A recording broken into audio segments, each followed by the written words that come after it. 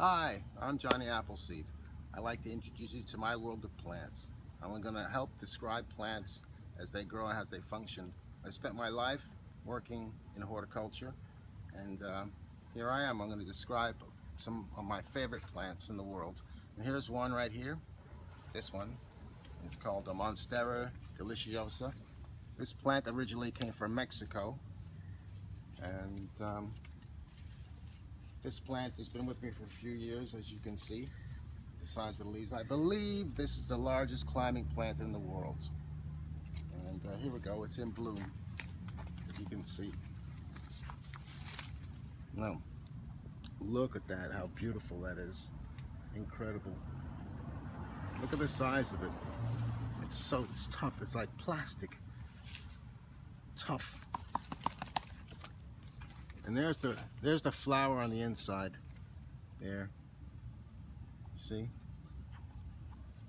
It's in the world. I have another one over here I like to show you. It's the same plants, but this is horticulture right here.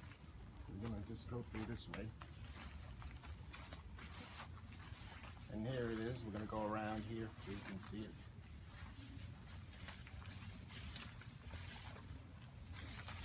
Don't worry about that. Now this is the same type of plant.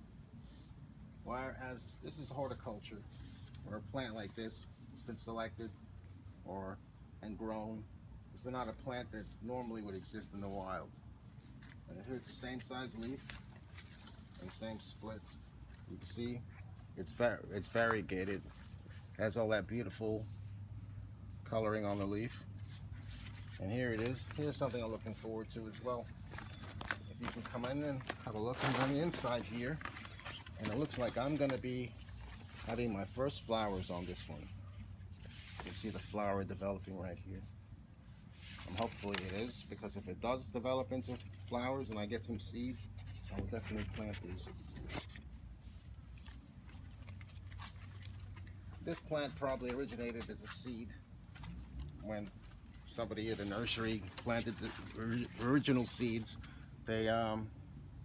One of them came out variegated.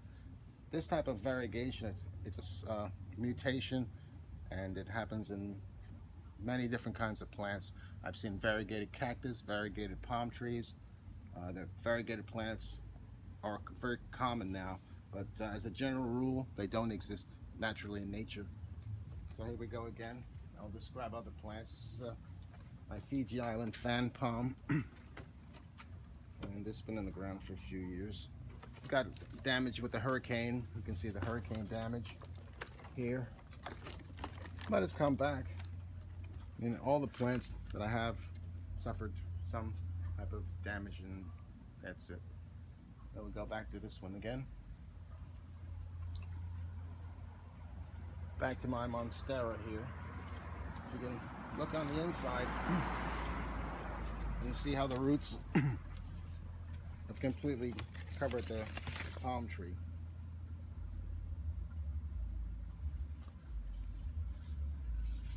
And to grow a plant, I learn from plants. They teach me what they like. They teach me how they grow. So I'm like a silent partner to them. And I learn from the plants as I go along, and I see. And the plant tells me what it likes. This plant originated here.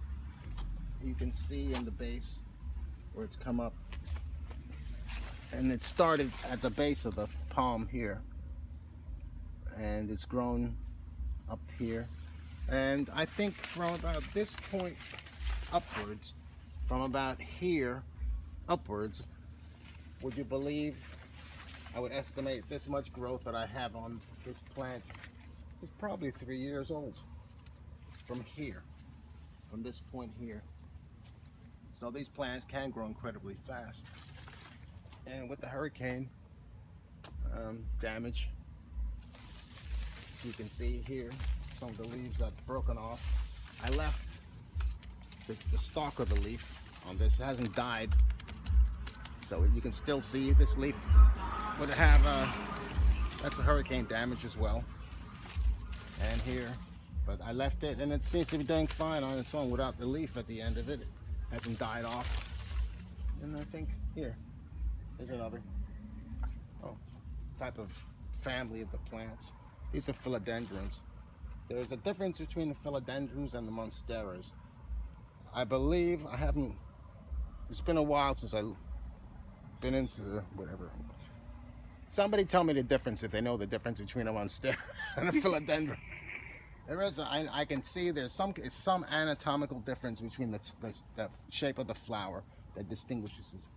I know on philodendrons, the philodendron, when it flowers, it has a sheath around it.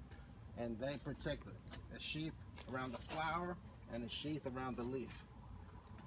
Monsteras do not have that sheath around the leaf. It's a protective covering. Here, let's see if we can find the sheath here. See the philodendron? Here, it will. You can see this right here. The way this covers the new leaf, it's a protective, they call it a sheath. And palm trees have it, and some certain plants do. But philodendrons definitely have it. And there are some blooms on the philodendrons. Again, on the philodendrons, you can just see a little sheath, a little bit of protective. Right, we're gonna wrap this up today. This is the start of something, hopefully, that will become something fruitful, and we can learn a lot and experience what plants have to offer and the beauty of plants. Remembering that the majority of plants in the world are grown for what? For beauty, not for food. You go to the supermarket, you might be lucky to find 100 kinds of fruit and vegetables to eat. But if you go to a good garden center, you might find thousands. There are tens of thousands of plants available out there that have no valuable use and more than them being beautiful and add beauty and color and variety and some fruit to our world. But just remembering that, so good luck in your adventures, and come visit me again. Thank you.